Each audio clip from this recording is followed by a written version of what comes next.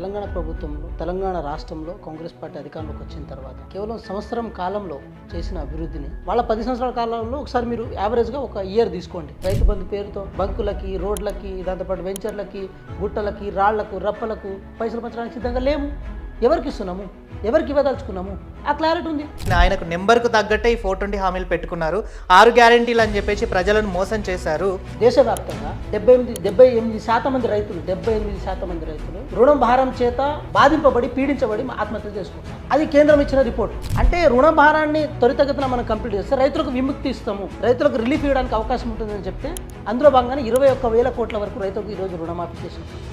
రుణమాఫీ కాలేదు అని చెప్పేసి కేటీఆర్ గారు అసెంబ్లీ సాక్షిగా కూడా సవాల్ ఇస్తారు. ఎక్కడైనా సరే కానీ రుణమాఫీ కనుక అయితే నేను నా రాజకీయ సన్యాసం తీసుకుంటా అని చెప్పేసి కూడా.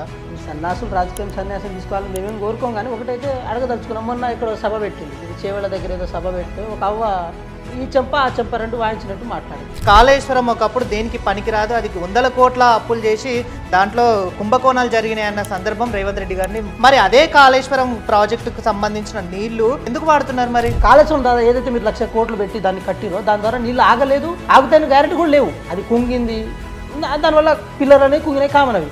ఇదే విషయాన్ని మేము అక్కడ చర్చించడానికి పోయినప్పుడు, మేము మాట్లాడడానికి పోయినప్పుడు అది పర్రి ఉంది అని చెప్పి ఎగతాళి చేసిన కేటీఆర్ గారికి ఒక మాట అయితే స్పష్టంగా చెప్పదలుచుకున్నాం. పాలమూరు రంగారెడ్డి నుంచి ఒక చెంబెండి నీళ్ళైనా నువ్వు ఇచ్చినవా?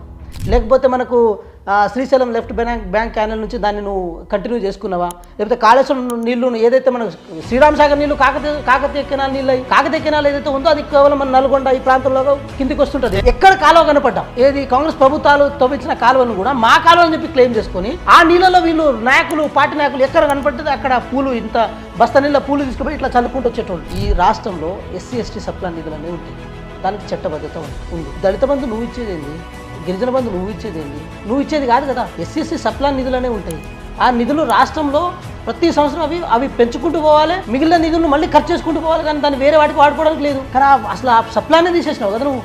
ఆ ట్రైకార్ కానీ లేకపోతే ఎస్సీ కార్పొరేషన్ కానీ అవన్నీ ఏదో గాలికున్న అంశాలుగా దాన్ని మార్చేసినావు కదా నువ్వు. ఫ్రీ బస్ని మహిళలకు ఉచితంగా ఇచ్చారు, పురుషులకు మాత్రం ఒక టికెట్ రేట్లు అనేది అమాంతరం పెంచారు. ఇప్పుడు ఒక టికెట్ రేటు పెరగలేదు. మీరు చూడండి రిషి గారు, ఈరోజు హైదరాబాద్లో చూడండి, మహిళలు ఎక్కువ బస్సులో ఉన్నారు. దీన్ని ఆహ్వానిద్దాం రిషి గారు, తప్పే ఉంది. వాళ్ళు ఇన్వాల్వ్ రానివ్వండి. ఆలు మొదలు ఇద్దరు సంపాదిస్తే కుటుంబం ఇంకా బాగా పోతుంది కదా. ప్రతి కుటుంబానికి డైరెక్ట్గా ఒక 3,000 వరకు బెనిఫిట్ అయితే జరుగుతుంది కదా. దాన్ని వేరే రూపేణ గుంజుకుందామని ఆలోచన పార్టీకి లేదు రిషి గారు, అసలు పార్టీకి లేదు, ప్రభుత్వానికి లేదు. గౌరవ ముఖ్యమంత్రి గారు ఆ విషయంలో అసలు ఆలోచించడం కూడా ఆలోచించలేదు. అది బీఆర్ఎస్కి ఉండొచ్చేమో, బీజేపీకి ఉండొచ్చేమో. బీజేపీకి ఇంకా రెట్టింపు స్థాయిలో ఉంటుంది. ఏది జిఎస్ల పేరుతో, ట్యాక్స్ల పేరుతో సామాన్య నడ్డి విరుస్తారు కదా, అట్లా నడ్డి విరచడానికి మేము సిద్ధంగా లేము. మహిళలను ఇంత గౌరవించుకునే కాంగ్రెస్ ప్రభుత్వము తెలంగాణ తల్లినే అసలు మార్చిన ఘనత కేవలము కాంగ్రెస్ తల్లి మాత్రమే. తెలంగాణ తల్లి కాదు. తెలంగాణ తల్లి అయితే వజ్ర వైడ్యూరాలతో అమ్మ నిండుగా ఉంటుంది. కాంగ్రెస్ తల్లి మాత్రం ఏది లేకుండా. సరే అసలు రిషి గారు 10 సంవత్సరాల్లో they are not recognised officially. Telangana తల్లిని అఫీషియల్గా రికగ్నైజ్ చేయలేదు.